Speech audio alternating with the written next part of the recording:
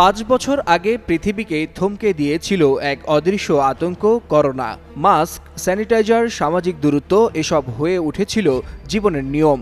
সময়ের সঙ্গে ঝিমিয়ে পড়েছিল সেই তাণ্ডব, কিন্তু নতুন করে আবার বাড়ছে সংক্রমণ। কিছু দেশে আবার শুরু হচ্ছে বিধিনিষেধ। তবে এবার ভিন্ন ভিন্ন নতুন ভ্যারিয়েন্টে আত্মপ্রকাশ ঘটেছে সেই আতঙ্কের। তাই প্রশ্ন, পৃথিবী কি আবারও ফিরছে সেই লকডাউনে?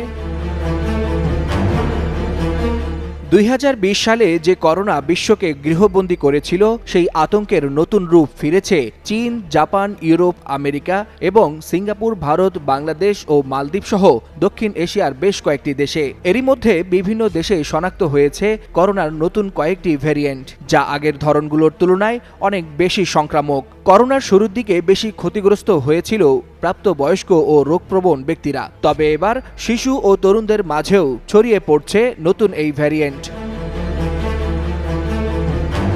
বিশ্ব স্বাস্থ্য সংস্থার সর্বশেষ তথ্যে দেখা গেছে, শুধুমাত্র গত সপ্তাহেই পূর্ব এশিয়ায় আক্রান্ত বেড়েছে উল্লেখযোগ্য হারে। চীনে নতুন ভ্যারিয়েন্টের প্রাদুর্ভাব ঠেকাতে নির্দিষ্ট কিছু স্থানে আবারও জারি করা হয়েছে আংশিক লকডাউন। জাপানে নতুন সাব ভ্যারিয়েন্ট KP.3 নিয়ে উদ্বেগ বাড়ছে বিজ্ঞানীদের মধ্যে। বাংলাদেশে এখনও বড় কোনো সংক্রমণের খবর না মিললেও ইমিগ্রেশন ও হাসপাতালগুলোতে সতর্কতা জারি করা হয়েছে। স্বাস্থ্য অধিদপ্তর বলছে, যে কোনো পরিস্থিতির জন্য প্রস্তুতি নেওয়া হচ্ছে। বিশেষজ্ঞরা বলছেন, এটা একটা লুকিয়ে থাকা আগুন, যা যে কোনো সময় ছড়িয়ে পড়তে পারে।